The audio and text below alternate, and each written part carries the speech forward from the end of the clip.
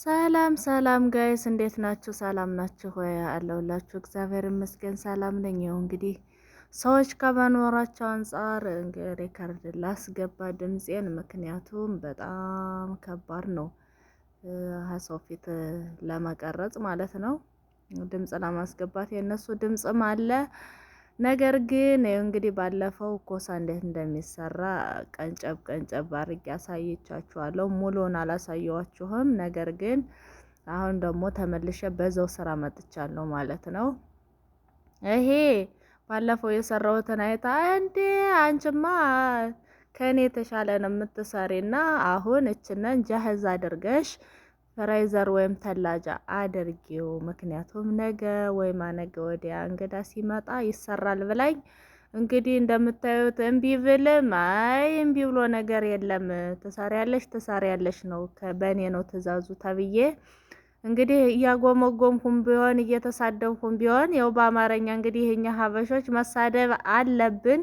ምክንያቱም ካልተሳደብን አይወጣልንም። እኔ ደግሞ አሁን ስትበሉ ቢያንቃችሁ እያልሁ ደግሞ ይቅር በለኝ ጌቴ እያልሁ ነው። አዝላይ ቦርጭ እንዳታዩ ክልክል ነው ቦርጭ ማየት ቦርጭ የለኝም ከምር።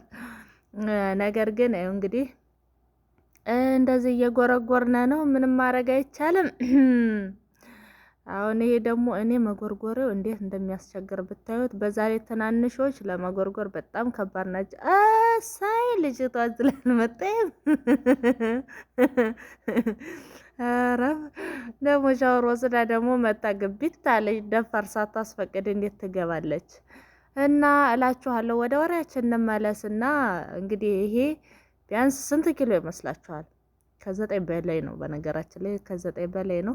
እንዴት ስታዩት ብዙ ማለት ትንሽ ይመስላል እንጂ በጣም ብዙ ነው። እንደዛ አድርጌ ያስቀምጥልሃለሁ ማለት ነው። ነገ ይሰራል። አዮ ምን እያለኝ እንደሆነ ታውቃላችሁ? ልጅት ከወጣ ነው የምታስቀኝ። አንቺ ፎሎወርስ ካገኘሽና ሰብስክራይብ ካገኘሽ ያኔ ታዋቂ ከሆንሽ እኔ ብዙ ስራ አሰራሻለሁ እያለች ነው እንግዲህ። እሳይ እንግዲህ መዳም ኩሽና ወጥቶ ታዋቂ ያደረገለት ያኔ አስብበታለሁ ውዴ እያልኳት ነው እኔ ደግሞ ማለት ነው። እና ያው እንግዲህ ኮሰው እየተዘጋጀ ነው። መዳሜ ደግሞ እዛ ስጋ እየከሸነች ነው ማለት ነው። እኔ ታጥቤ ምናምን አይ መዳም አልኋት። መዳም እኔ አሁን ስጋ የምጠብስበት ወይም የምሸትበት አይደለም ሰዓቱ፣ እኔ አልከሽንም። አሁን እኔ አስጠልቶኛል የስጋ ሽታ ብያተኝ። እሷ እንግዲህ በስተጀርባ አለች። እች በትንሿ ጋዝ እንትን እያለች ነው፣ እየከሸነች ነው። እች ማንም የምትባል ቡታ ጋዝ በምትባለው በትንሿ ማለት ነው። በዛ እየሰራች ነው።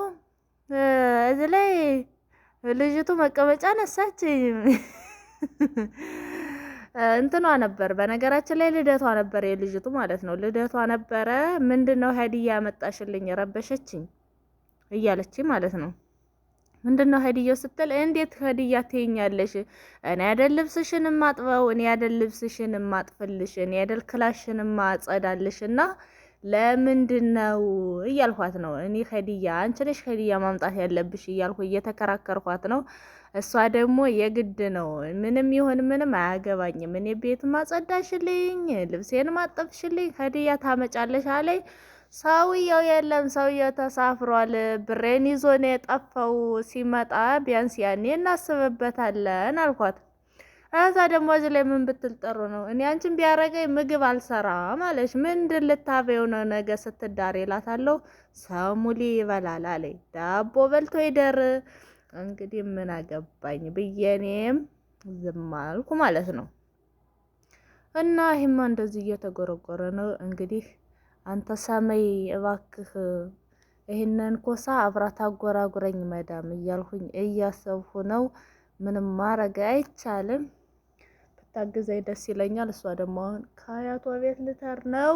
ከአያቷ ቤት የምትሄድበት አብራ ልታድር ነው ከአያቷ ጋር። አያቷ ብቻዋን ማደር ስለማትችል እንግዲህ እዚህ ላይ በነገራችን ላይ በጣም ከባድ ጊዜ ነው ይሄ 3 ወር 4 ወር እንግዲህ ለ6 ወር በጣም ችግር ነው። ሌባው ይወስደኛል፣ እናንተ ውጡልኝ፣ ውጡና ቤት እስከምደርስ እዩኝ እያለች እኔ ደግሞ በዚህ ጨለማ ነቅነቅ አልልም፣ ከፈለግሽ አትሂጂ ነው እኔ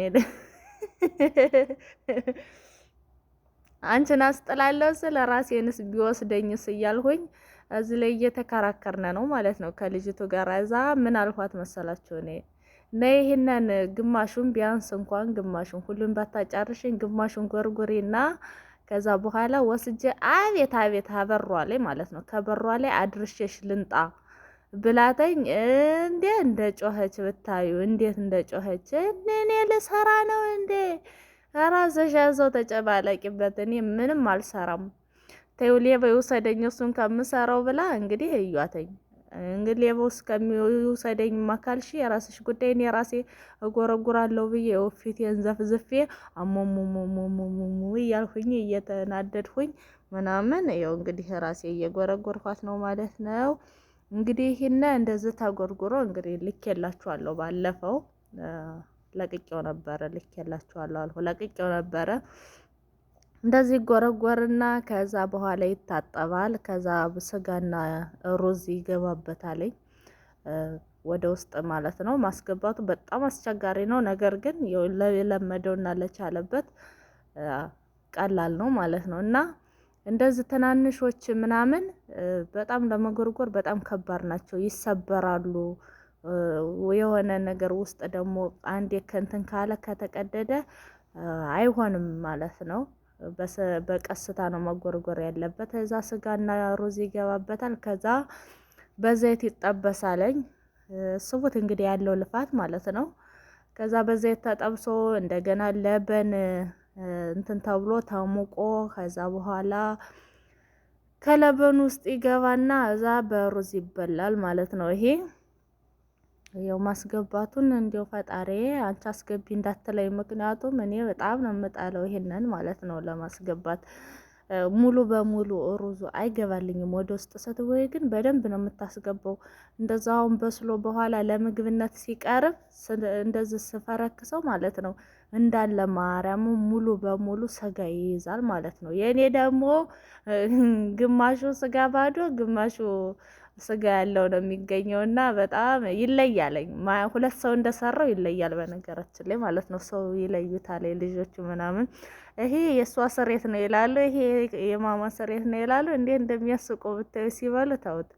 እና እንደዛ አድርጎ ሰርቶ የሚያበላችሁ ሰራተኛ ስላለ ፈጣሪያችሁን አመስግኑ እያልኩ እኔም እያጎመጎምሁኝ ሰራሁ አበለሁ ማለት ነው።